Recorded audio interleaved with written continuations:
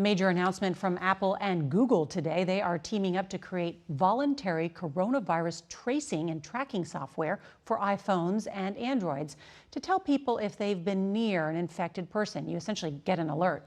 It's a type of contact tracing, which experts say is key to stopping the spread. The companies say privacy safeguards will be built in. The ACLU said today it should only be used for public health purposes during the pandemic.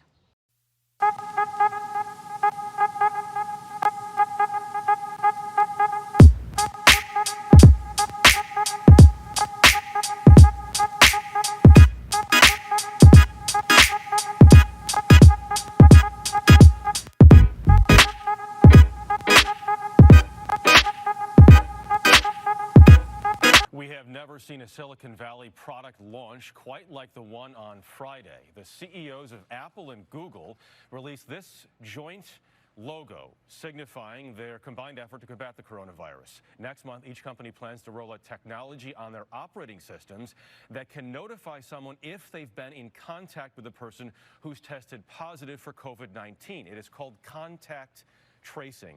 Wired editor-in-chief and CBS News contributor Nick Thompson is here with details on this. Nick, a lot of questions about this. First, how does it work? The idea is that Apple and Google have made it possible to run this on top of their phones. You'll download an app, probably from the CDC or some other organization.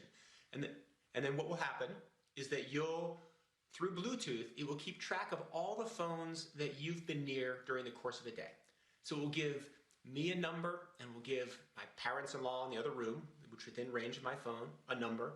Those numbers will shift, but over time it will build a log of every phone that you've been near for probably a period of, say, 5 minutes continuously. Everybody will have a unique number, and the data will be stored on their phone. Right. A lot of people... Then what will happen... Let me just... Say again?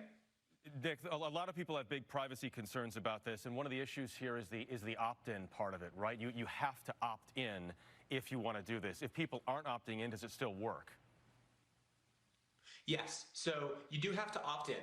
What has to happen is enough people have to opt in, right? Because if my phone has been near yours, you test positive, and you haven't opted in, I don't learn about it. Because the system works where when somebody tests positive, their phone then tells the cloud, hey, I tested positive, I have these numbers. The other people then check in the cloud and say, oh, have I been near somebody who's positive? So if you've been near someone who has been tested positive for more than 5 minutes, you'll get an alert. The privacy stuff is important. You won't know who it was. You won't know where it was. And if you haven't tested positive, all of your data stays on the phone. So you're protected that way. So it's a complicated system built in a way to try to protect your privacy as much as possible. Along those lines, though, Nick, obviously privacy is such a key factor for so many people. Who might be able to access any of that data if it is collected? I know you say it's on your phone, but anyone else that would be able to get that data? Well, the worrisome thing is that when you test positive, your data is uploaded to the app, to whoever has built the app. The data that's being uploaded is pretty benign. It's just a series of numbers. But it will come from a phone that is based in a location that is using an IP address. So whoever runs the app would have the ability, if they acted badly, to figure out some of the locations of people who test positive. Ideally, it's a company that builds a system in such a way that information is stripped out and people are protected, but that's the weakness. But it is much better that they built it this way than most of the other options that had much grander weaknesses. And obviously at this point, Nick, people are just looking for something to help in this fight we have. Nick Thompson, thank you for some interesting information and insight.